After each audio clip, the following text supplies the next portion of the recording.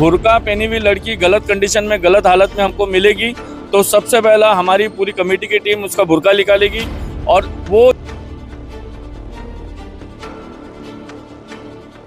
हम करेंगे, क्योंकि हम जेंट्स हो या लेडीज हो हम उन पे हाथ उठाएंगे, हमें कोई रोकेगा नहीं।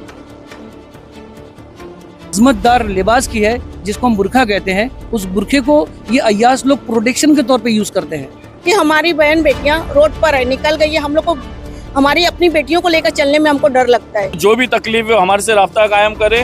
वो तकलीफ के नाम पे जो अय्याशी और जिना का अड्डा उन्होंने अपनाया है उससे उनको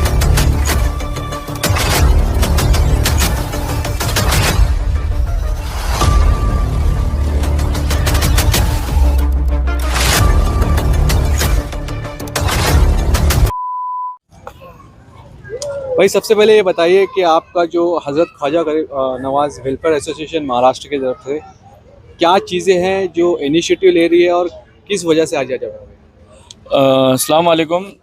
मेरा नाम मोहम्मद यूसुफ उमर अंसारी, सेक्रेटरी हज़रत ख्वाजा गरीब नवाज़ महाराष्ट्र कमेटी का। जो मसला आज हिजाब को लेकर चल रहा है और कई जगहों पे कॉलेजों में और दवाखानों में भी हिजाब पे पाबंदी लगा जा रही। दूसरा अहम मसला हिजाब को गलत इस्तेमाल किया जा रहा है, कोई कॉल गर्ल्स की वजह से या कोई सेक्स रैकेट की तरफ से। तो इसके वजह से जो अच्छी घर की हमारी माँ बहनें बेटियाँ निकलती तो उनको लोग गलत निगाह से देखते। तो इसलिए हमने स्टेट गवर्नमेंट महाराष्ट्र से मुख्यमंत्री, उप मुख्यमंत्री, डीजीपी और डीआईजी से ये मांग करी है कि कहीं भी बुर्का पहनी हुई लड़की गार्डन में, बस स्टॉप पे, रेलवे स्टेशन पे, हाईवे पे या लॉज में कहीं भी बुर्का पहनी हुई लड़की अगर गलत हालत में हम पे सामने दिखेगी तो हम उनके ऊपर लीगल कार्रवाई करेंगे। दूसरी बात, बहुत से लोग इसको मजबूरी का नाम दे रहे हैं कि आपको क्या पता है, बहुत सी ऐसी मजबूरी, बहुत सी ऐसी चीज़ें। तो उन लड़कियों को पकड़ के उनके घर तक हम ले जाएंगे। अगर वाकई में उनकी मजबूरी है तो हमारी हज़रत ख्वाजा गरीब नवाज़ कमेटी की तरफ से उनको हेल्प करेंगे और वाकई में अगर उनका धंधा है तो हम उनको गिरफ्तार करवाएंगे। और प्लस जो लॉज है वो लॉज के ऊपर भी हम कानूनन कार्रवाई करने के लिए इस वक्त भिवंडी में हज़रत दीवान शाह बाबा दरगाह में हम आए हुए।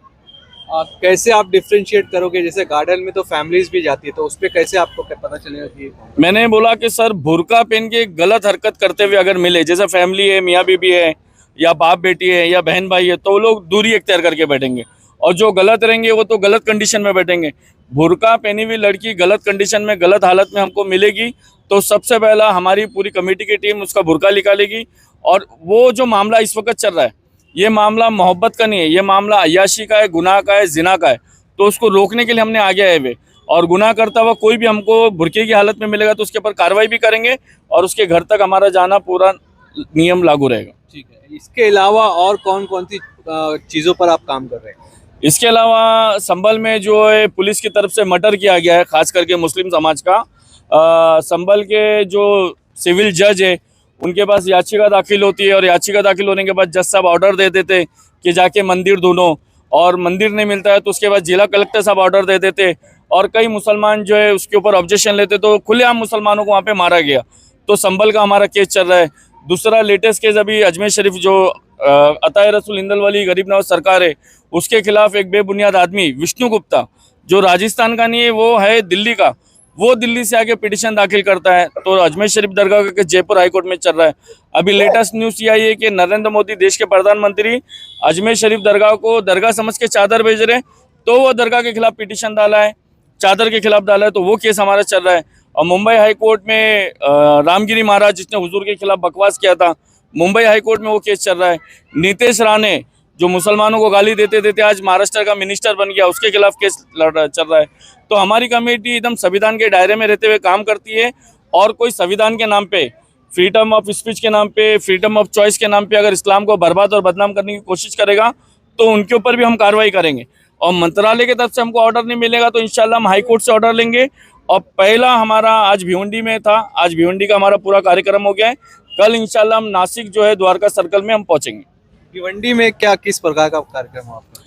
भिवंडी में हमारी सबसे पहले कमेटी की मीटिंग थी कि यहाँ पे कमेटी गठन किया जाए, उनको आईडी कार्ड दिया जाए और किस तरह लीगल प्रोसीजर करना है। अगर बुर्का पहनी हुई लड़की गलत हालत में मिलती है तो सबसे पहली बात उसका वीडियो बना के बुर्का निकाल दिया जाए, क्योंकि बुर्के को बदनाम करने की पूरी कोशिश करी जा रही।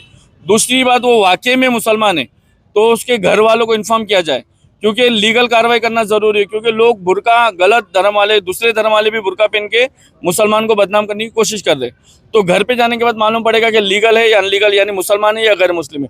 दूसरी चीज़, अगर वाकई में वो परेशान है, उसके छोटे छोटे बच्चे या कुछ भी ऐसा मसला है, तो उसको भी हम हेल्प करेंगे हमारी कमेटी की तरफ से। और इसको नाजायज़ धंधा बना के जो कर रहे हैं उसके ऊपर भी हम कार्रवाई करेंगे। हमारा मेन मसला है हमारी हुजूर की उम्मत की बेटियां, उनको जो भी तकलीफ है हमारे से राब्ता कायम करे। वो तकलीफ के नाम पे जो अय्याशी और जिना का अड्डा उन्होंने अपनाया है, उससे उनको हमें बचाना ज़रूरी है। उमर भाई, ये बताइए कि भिवंडी में ये काम कब से हो रहा है और किस तरीके से हो रहा है? और देखिए, भिवंडी में ये काम हो नहीं रहा था, लेकिन बस अब शुरू करेंगे हम लोग, क्योंकि हम ये चाह रहे थे कि हज़रत ख्वाजा गरीब नवाज वेलफेयर एसोसिएशन की जो टीम है, हम सिग्नल का इंतज़ार कर रहे थे कि वो किस तरीके से संविधान के दायरे में रह के काम करते हैं। यूसुफ भाई आए, हमको समझाया कि संविधान के दायरे में रह करके काम किस तरीके से किया जाता है। होता क्या है कि जब लॉज, बुरखा और लड़की का मामला आता है तो हमारे नौजवान ज़्यादा एग्रेसिव हो जाते हैं। इसके पहले भी बहुत सारी मारामारी हुई, बहुत सारे लोगों पर केस हुआ। लेकिन याद रहे, मैं देखने और सुनने वालों से कहूँगा कि जो लोग बुरखे की आड़ में धंधा कर रहे हैं, यानी अय्याशियों का अड्डा सजा रहे हैं, हज़रत ख्वाजा गरीब नवाज वेलफेयर एसोसिएशन आप लोगों के ऊपर नज़र रखे हुए है। हम संविधान के दायरे में रह करके, अगर मुस्लिम है और गैर मुस्लिम है तो गैर मुस्लिम पे तो हम कार्रवाई करेंगे ही, उनके ऊपर केस करवाएंगे, क्योंकि वो हमारे बुरखे का गलत इस्तेमाल कर रही हैं।